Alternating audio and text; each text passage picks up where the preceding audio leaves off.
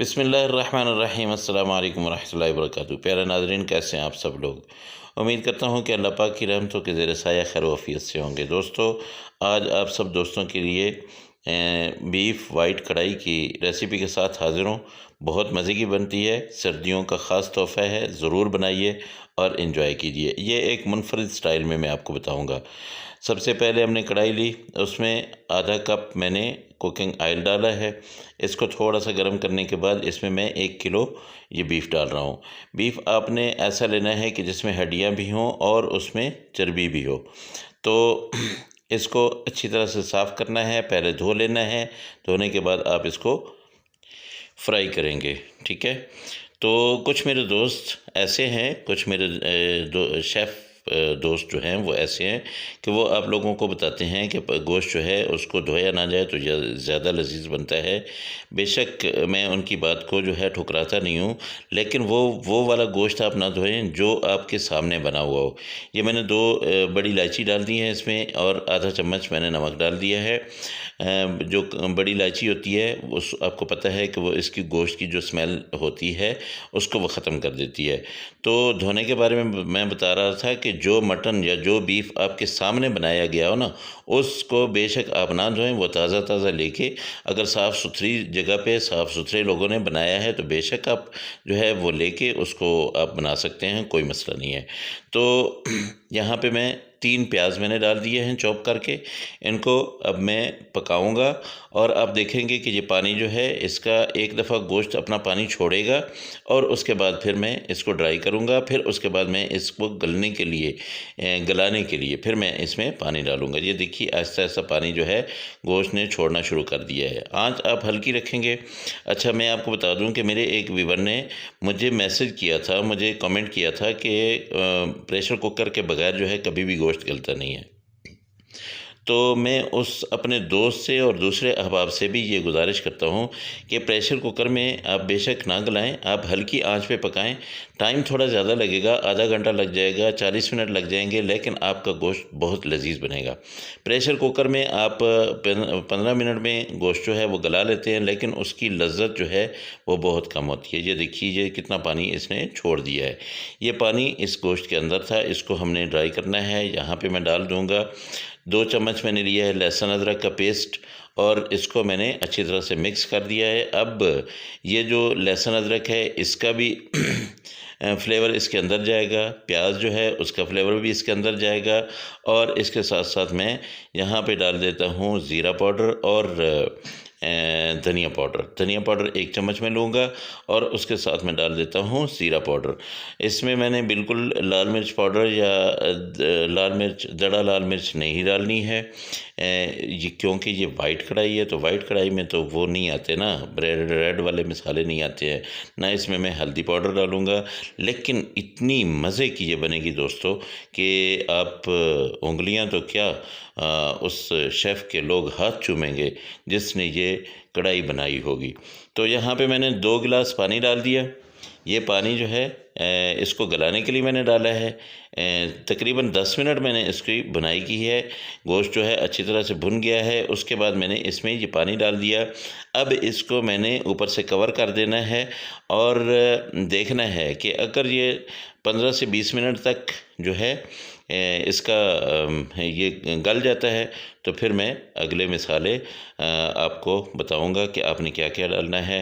ये देखिए दोस्तों, तकरीबन 15 मिनट हो चुके हैं और गोश्त जो है वो तकरीबन आधा हाफ़ डन इसको कह सकते हैं कि हाफ़ डन हो चुका है, ठीक है।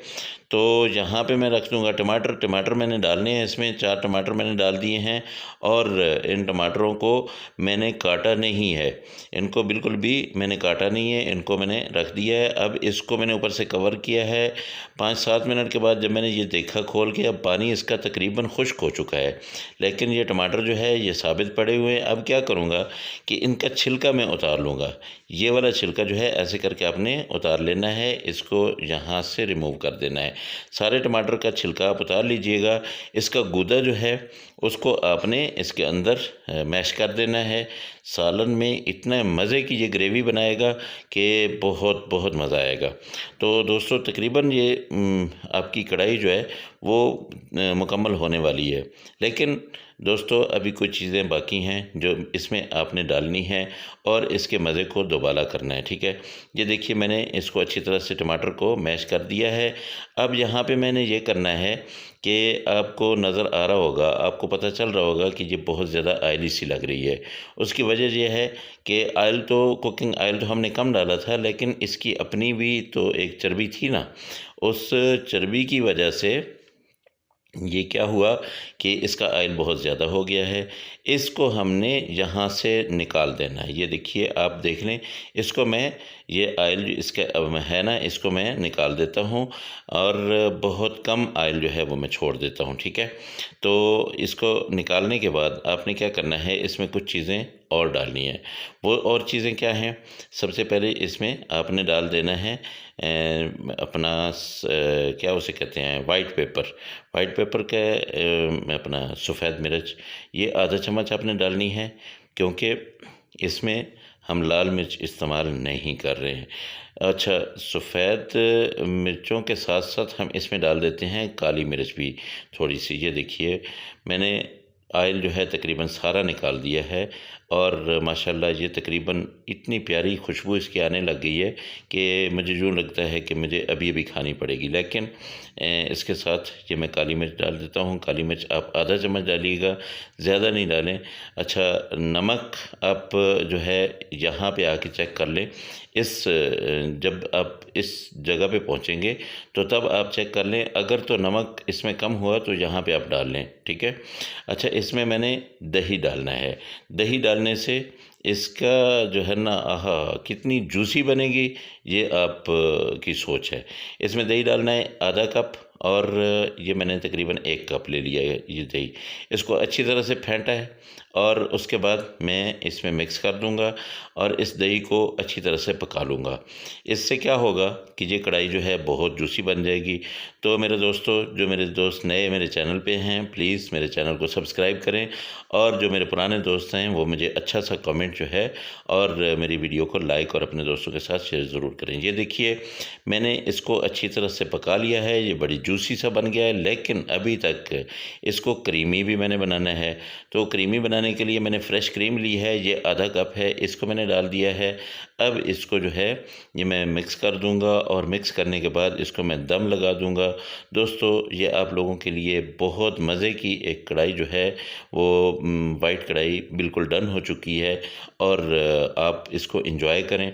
इसके ऊपर थोड़ा सा आप सब्ज़ मिर्चें डाल लें, थोड़ा सा आप धनिया डाल लें, थोड़ा सा आप अदरक डाल लें और जो है इसकी खुशबुएं लें। इसको हल्का सा दम दीजिएगा। जब यहाँ पे आप पहुँचेंगे तो आपने इसको 2 मिनट के लिए दम पे रख देना है, हल्की आंच कर देनी है, बिल्कुल हल्की। तो इसको आप दम लगा दें। दम लगाने के बाद फिर आपने इसको दम को खोलना है और मज़े और इन्जॉय करना है, ठीक है। तो ये देखिए मेरे दोस्तों, अल्लाह पाक की रहमतें आप सब लोगों के घरों में बारिश बन के बरसती रहे। मेरे दोस्तों, अल्लाह पाक आप सबको सलामत रखे, अपनी हिफ्ज़ व अमान में रखे। मेरे जो दोस्त बीमार हैं, अल्लाह पाक उनको शिफ़ाए कामिला आजिला अता फ़रमाए और जो मेरे दोस्त बेरोज़गार हैं, अल्लाह पाक उनको अच्छा और बेहतर रिज़्क़ और बेहतर रोज़गार दे। दोस्तों, ये ज़रूर बनाइएगा और मुझे फिर बताइएगा कि आप लोगों की रेसिपी कैसी बनी। कढ़ाई तो आप बहुत खाते होंगे, लेकिन ये एक मुनफरिद कढ़ाई होगी इंशाल्लाह, ये मेरा दावा है। तो अगली रेसिपी में फिर मुलाकात होगी। अल्लाह हाफिज़। अस्सलामु अलैकुम वरहमतुल्लाहि वबरकातुहू।